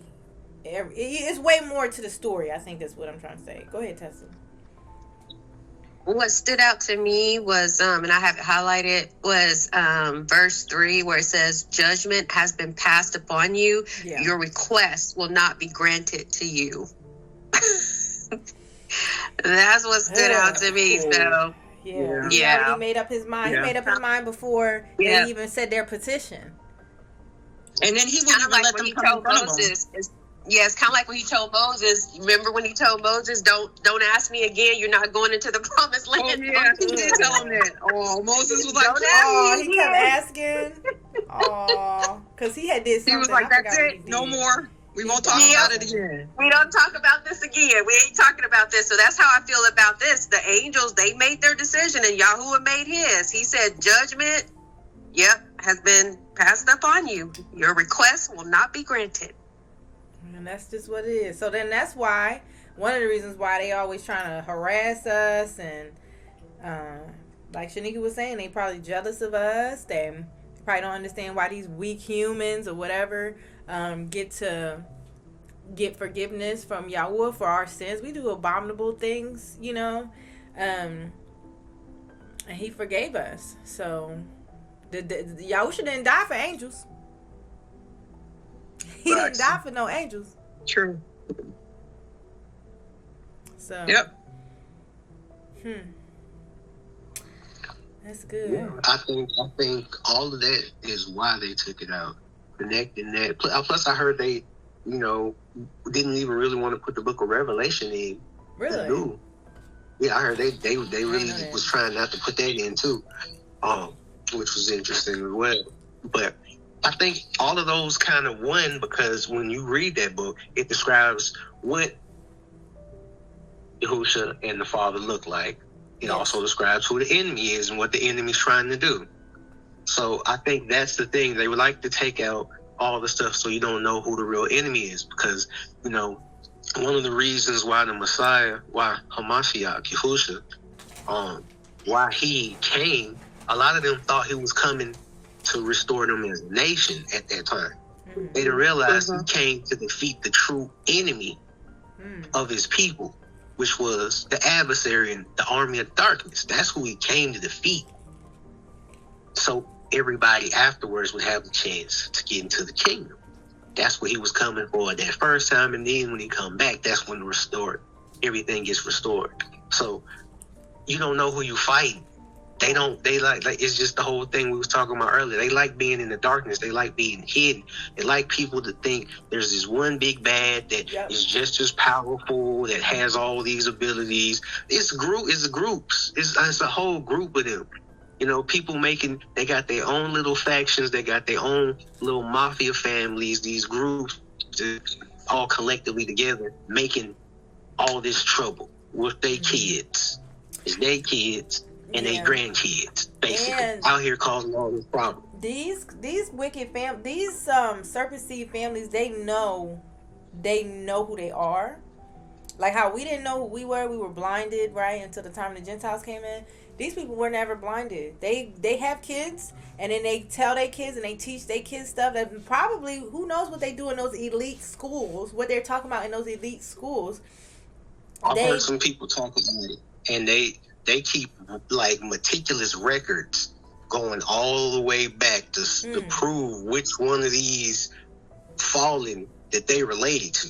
Yeah. They keep all these records. Like they know exactly who they come from. Yeah, we can't. I mean, we know we related to. Clearly, we know we're related to Jacob, right?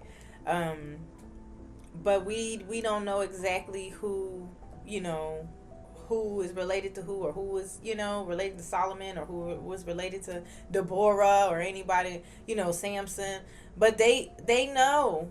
They know, and they have their hidden knowledge. They have their agendas. They do all the stuff they do in the movies, and they put it in our faces, and we've become so used to it, and they put it as entertainment. And I saw some video one of y'all shared about the reason why they do that is so that they can feel relieved, like they told us. They told everybody what they was doing, so they just put the truth in everything so that they can say, well, we told them, so they're freed of the guilt or whatever. So you know what? I've heard that, and I don't agree with that either. That's what they believe. I don't think they have any guilt. Oh yeah, you're probably right. They're very legalistic, and there's some sort of rules saying they have to tell. It's not anything to do with guilt. Yeah. You're probably right. Probably right. I think it happens because then you can't deny it. Like when they tell when you're in judgment, and they said these people said they was worshiping the devil, and they told you, and you was like, but I thought they was joking. But they told you. Why would you think they joking? Yeah. Like I think it has more to do with that. So like they're telling you, so you can't have an excuse to not say you don't know. I don't think they tell you. They may show you. They show people who they worship. But that's their way of telling people, I think, though, by showing. Yeah, I'm just saying they show you. They show you. They won't say it. A lot of them won't say it. Some of them will, but a lot of them don't say it. They say God, and they just trust that we will think that we talking about the same God, and they are deceivers. That's how they play. But they do show you who they are.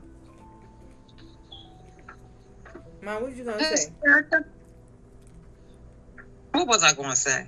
Who knows what I was going to say? I don't know what I was going to say. If I can remember what I was going to say. Oh, go ahead. Didn't they decide what was to put in the Bible at the council of what is it? Council of I can't say that word. You know what I'm talking about? Yeah. So they decided which scriptures to put in the Bible. It was the Roman Catholics. Yeah, they decided, but before then, we had all our scrolls, and there was no canon. There was all the scrolls that we had in our different places that, they taught the priests and everybody taught off. So, that's maybe you the can books see they took from us that we don't have, huh? You can see, how you have that double-sided, two-faced, I forget what it's called. It's something with two faces to it. You can turn it around. Like that so basically, thing?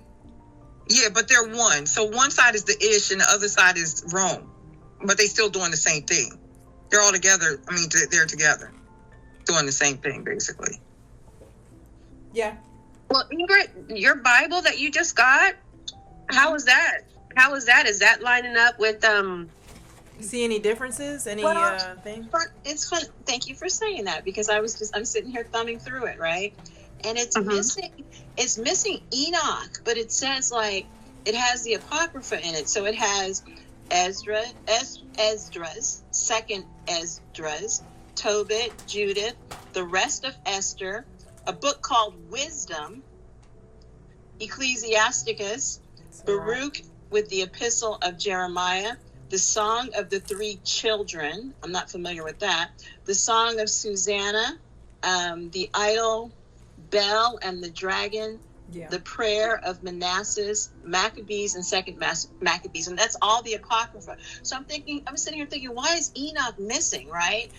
And is it because so I know they found the scrolls in 1940 something, right? Is that why Enoch is missing? I'm not saying that Enoch isn't legitimate, but I'm trying to figure out why Enoch is missing from this 1824 book. They didn't put it in. Maybe they didn't want to put it in there. They didn't put it in the King James 1611 either, but it was still in the Ethiopian. 1824. Yes. I got a Bible from 16 something. But when you look at the 1611 or if you look at a Geneva one, they don't normally have it in there, but the Ethiopian has it. So, it sounds like it has some book from the Apocrypha that this lady I listened to. She got it off Amazon actually, and the ones you said about the dragon and the three daughters or whatever, sounds like it has those same books that it has in that other Apocrypha. But why isn't it in the regular one though? Which I don't understand. Why isn't it in the Sefer? I didn't know there was more to Esther. This says there's a book called The Rest of Esther. Yeah, it's longer. Oh, that's in this book, and this book is from. Yeah. I mean, it was a reprint, but this one's from 16 something.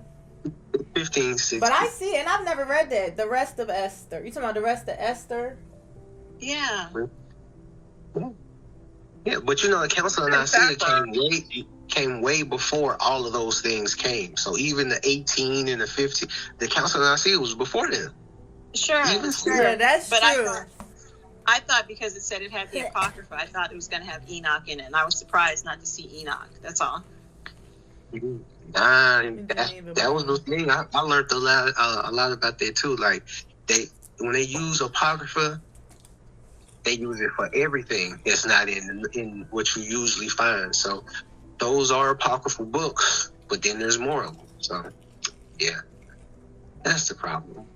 Yeah, because somebody said that Enoch, I think it was Enoch that wrote a lot of books that we don't even know about. I think it was Enoch that wrote more books. Yeah, that we don't even know about. It would make sense because he lived for 350 years and we didn't hear anything about his life during that time other than he went up. And then we found out about the book of Enoch that talks more about what he was doing, but there's still a lot more life he had. Right. So, yeah. That since y'all mentioned that, when that stuff started happening to me, I really felt like some kind of freak because I feel like it don't say that in the word. So you don't see that happening to people in the word. So it took me a while to accept what was happening, how he works with me. But I kind of wondered if it was that type of stuff was in other books that they took, other scrolls, I should say, that they took. There's a lot we don't know. Think about what we just read, though. We had these visions and dreams and how vivid true. And all these. So, the thing is when they tell it, even when we think about Daniel, when he's describing what he's seeing, that's the kind of stuff that we go through. Never mind. But we're not writing it down word for word. We're just reading what they said. Okay, so we're not writing it. We're just living through it. So it's kind of, you know what I mean? Shanika, was it Shanika and then you? No, sorry. Yeah, Shanika then Brother Yahuah. When you read the prophets, just re-look at it like. Yeah, maybe I need to read it slower again. Okay. Yeah, really like you're experiencing it, and then connect it. See. I'll take back what I said then. So even back then, like the Jews had people bamboozled, right? So remember, this is 1824. So the first thing it says to the reader, as the dedication of the English translation of the Bible to the King James, the first of England, seems to be wholly unnecessary for the purposes of edification, and perhaps on some accounts improper to be continued in an American edition. The editors have substituted a short account of the translation of the Old and New Testaments from original Hebrew and Greek in which they were written. To the Jews was first committed the care and of the sacred writings. Okay? And because I have issue with that, because I'm thinking it's referring to those people with the little yarmulkes or whatever. Yeah. Yeah, it yeah. is. I think it is. Because they had 2,000 years. They already hijacked it. Okay, I'm done.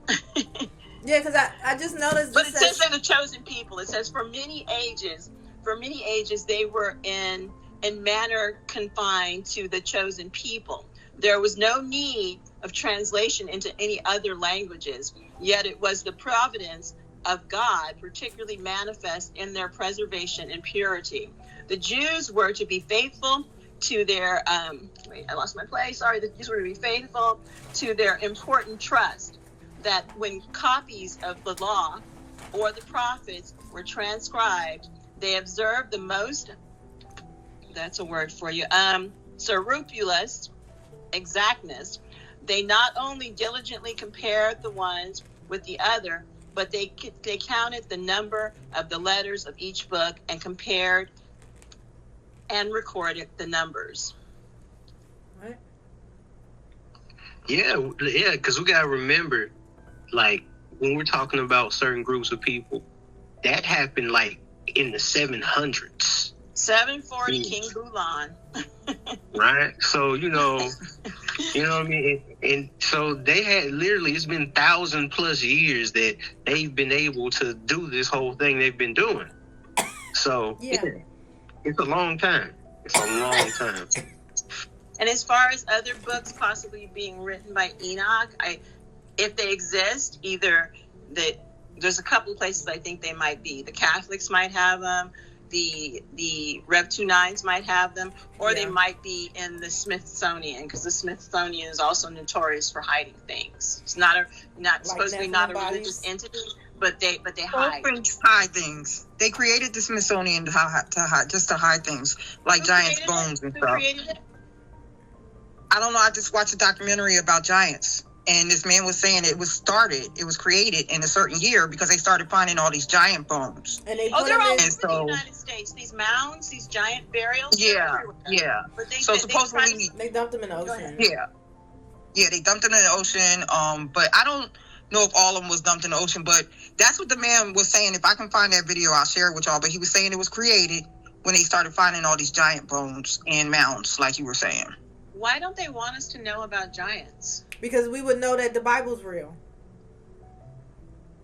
And that it's all real.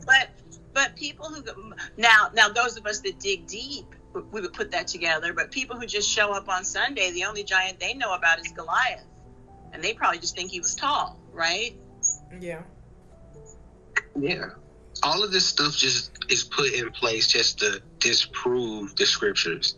Yeah. That's really what it is. Because then, once you know giants is real, where did giants come from? I need to read the scriptures. The scriptures don't give me enough information. Yeah. Oh, Enoch. Yeah. Oh, wait. You guys come from fallen angels. Wait, fallen angels are real. Wait. The cavemen are the Ilioids. They're the ops. My next door neighbor There's not is one an devil. Ilioid. There's many devils. Oh, wait a second. What's going on for real? Like, you know? Okay, guys. Guys, we got hands raised. Shanika first. Go ahead, Shanika. Thank you, Tessa. Yeah, I just wanted to share that I believe that was some years ago on the History Channel. They were trying to say they were trying to say that the original tablets, I guess the ones where Moses got off the when the commandments was given to him, they were saying, Yashar'al had to keep them with them, but they're saying they're among the Ethiopians. I've also heard that the old Ethiopians was the ones that kept their original scriptures, but never changed. No matter how many times they changed, kept the original scriptures. I don't know. This is what I've heard, but I also, I also saw on the History Channel. That's where it's at, because they were trying to get those tablets from. They were keep trying to go in different tribes in Ethiopia. They showed where they were trying to steady go in different tribes in Ethiopia to try to get to see where they can access those tablets. But I know it's a story somewhere that they're not supposed to leave amongst Yashar'al, because if it is, it's a curse. I think it's a story where another nation had got hold to them, and they had to let them go because they everybody was like, give them back to those people. But that those tablets are supposed to stay among Yashar'al. But also with the scriptures, I heard that Ethiopians, they still have them. So some of these Ethiopian Bibles that we do have, it's someone else rewriting them over, but it's still the real the real scriptures are still among them as well.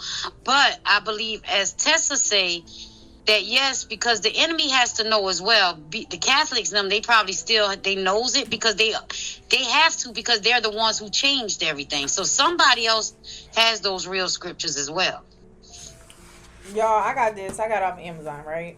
I stopped reading it because, Oh, I've been looking for a good Ethiopian Bible. That's a good, does it appear to be legitimate? It has pictures of white Jesus in there, so I just stopped reading it because it was making me uncomfortable. Yeah, I don't like that. But it's not, because the real one doesn't have, it has the other pictures, and we don't have a real one. Yahweh in here. It makes me uncomfortable, guys. Yeah, this is what I was going to say. We don't have an actual translation of the real one, because the real one over in Ethiopia is written in their language, Ge'ez, which is also Musnad, which most people can't read or can't translate. So they haven't allowed them to translate most of the stuff in the Ethiopian Bible. So the one we have is just other stuff, and they just called it the Ethiopian Bible. And then they added, they have Jubilees, Enoch, and certain parts of other scriptures in it, but that's not the actual Ethiopian. No, it's not. It's well, this is what I saw. Hold on, y'all. This is all I had to see. Y'all see that? They look like white Jesus to me. So I just was like, why is that there? It made me uncomfortable. But I haven't really dug deep into this one. But I don't think it's it's got some wild stuff in there. It's got some wild. I could tell when you start reading some of the stuff that's in there, especially if you do the little barcode so you can get the digital version. It's got, they got stuff from, it's just like what they did with other things. They added stuff from other things that just uses the names that they want people to use. So yeah, it's got some wild stuff in there. Do you think the a real Ethiopian Bible would even have pictures of him with brown skin, because that's a commandment, right? So we're not supposed to make any image of him, correct? So a real Ethiopian Bible wouldn't have pictures of him black or white, right? No. The ones I've seen from Ethiopia, they're small, they're like handmade, and they do actually have pictures, and they do have them looking that way, which is kind of crazy, but they do. Eugene Yahuah, go ahead. He's got his hand up, guys. Two things. Your Ethiopian Bible, they call themselves Christians. So how do we process that? Okay. Some people believe that they're us. So, or do they call themselves Christians, or do people say they call themselves Christians? Yeah, how do we Have know? they said that they were Christians? I don't understand. Yes, they were. They do? From what I've seen, yes, they're Orthodox Christian. They have a specific name for it. And but they said that themselves? Let me ask, do you think that... Do you think it's just like us? Some of them are Christians and some of them are staying in their roots? Something similar to that, you know? Yeah. From what I've seen, it's just Orthodox Christianity that has a longer Bible that's been around for a lot longer. It has like 88. So you don't think they follow they follow Torah and all that stuff? Yeah, that's what I'm going to say. How can they be Christian if they have the original? I mean, if they have the real scriptures, how can they be Christians when they be followers of the way in Torah? Now, they got an Orthodox Christianity, so we could do some more research on it. But from what I've seen, they're a form of Christianity. Yeah, and I know. Okay, I'll say it this way. I'm gonna say it this way. My dad, I didn't know her, but my dad's mother, which would be what? My great grandmama. She was full Ethiopian. Okay, everybody thought she was weird. So, and I'm gonna take it back because they didn't know how, you know, in scripture, how you supposed to kill the chicken a certain way. That's how she did things like that. She didn't celebrate Christmas. She didn't celebrate those holidays, but they used to tell us like certain time of the year, and I guess it's around Tabernacle, okay? And the Feast of Tabernacle, around the days of the feast days, she would give like fruits to neighbors and everybody, but they didn't understand. But they thought she was weird because, you know, she killed the chicken and cut them and drained them a certain, I guess the way the Bible said it. So I can say that way. Some of them do still keep the way of what scriptures say. That's why I'm wondering, that's why I asked the question. Could it be some of them have strayed away in the Christianity like we have, and some of them still have the roots? From what I've seen, it's just like every place else. Like, even though they've had their book for longer and they hadn't had as much interference, they're in the same path. It's the same thing. Well, I find it interesting that they are one of the only nations that's never been conquered, correct? Am I right? They still have their own land. Technically, yeah. But they have continuously been manipulated within, just like all the other nations. So, no, they didn't have their place taken over, but they've had people put in place that worked for those same types of... I think we should do some investigation, because I know that some people think that that's the land, that's our land, or part of our ancestors' land.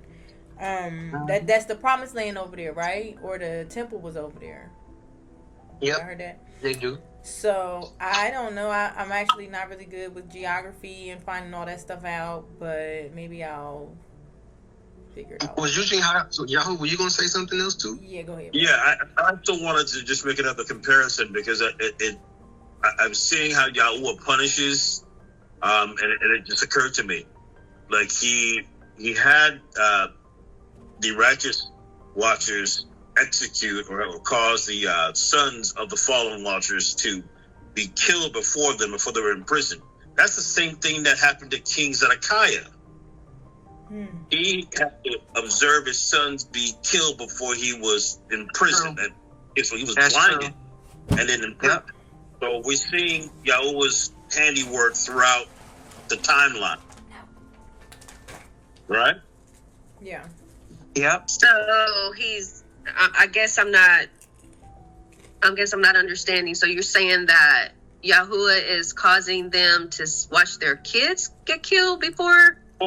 Well, this basically, this is the punishment for the unrighteousness of the formerly righteous.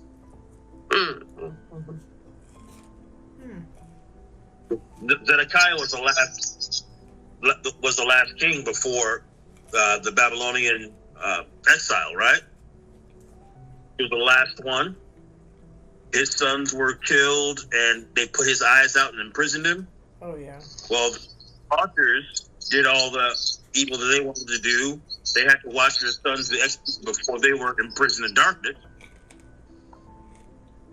Yeah, and you know, that's interesting. You remind me of that because didn't he get warned? He was told to actually go and take his people and they wouldn't destroy the city, but he decided to fight instead.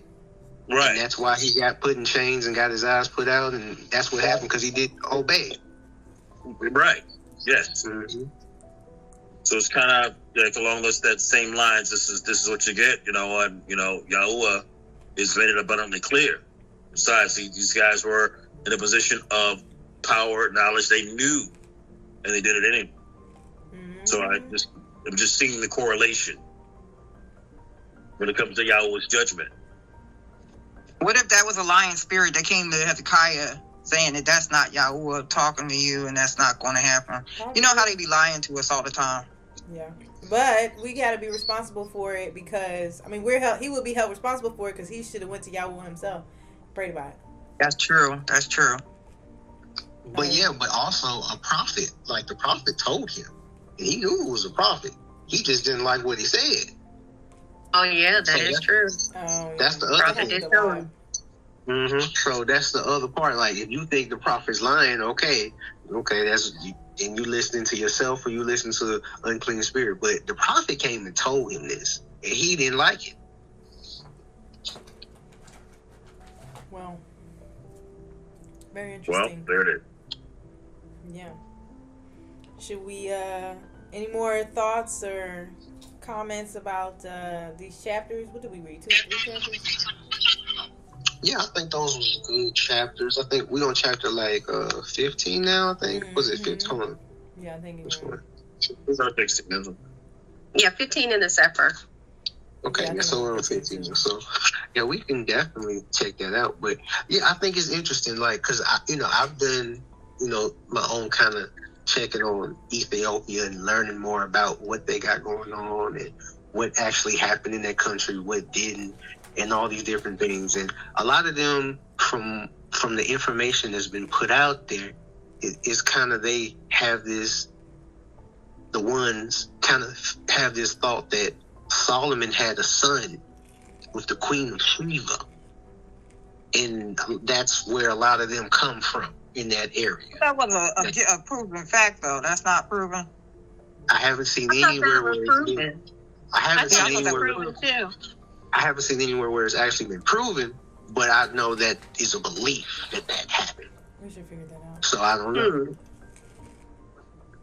Because Ethiopia has royalty too, and I remember reading this story where the prince came here but didn't let anybody know he was the prince, and he met this girl at the club, and he dated her for a while before he told her he was the prince. And this is a modern day story, and he claims to be from the line of Solomon, and he married her, eventually let her know he was the prince. He took her back to Ethiopia, and he is the prince, and he says he's from the line of Solomon. That was my understanding.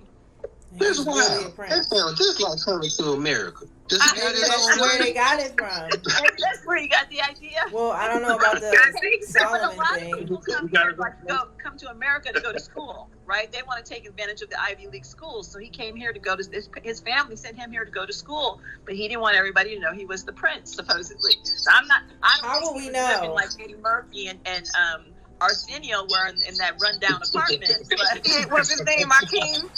They didn't go to So should I close out the video? We done? No more thoughts or before we start talking about coming to America? Can I say one more thing in reference to it? Go ahead. I just want to say again, this might seem tiny. It's not tiny to me. The fact that it was written that he picked him up and brought him closer to him, to me, is saying how much he loves his humans, his children. I wanted to say that. I know I was making a joke of it earlier, but I think that was the sweetest thing to read, that he picked him up. He was he knew he was scared, and he picked him up and brought him, closer to him. And I think that was so loving of him. That was like him wanting him to just calm down. I love you. Calm down. It's okay. Because he said he was clearly scared, But I had to say that. I think that's real love, the way he treats us, like that. Thank you for pointing that out, Erica, because he is a good father. Yeah, he is. That you would pick somebody up. You know he's scared. He's tiny to you. He's a human. And just bring him closer. It was just so sweet to read that about the Father. That's all I wanted to say.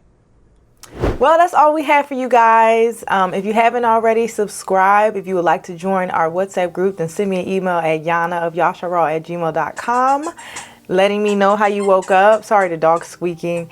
And yeah, have an amazing, blessed day. Shalom. Lila.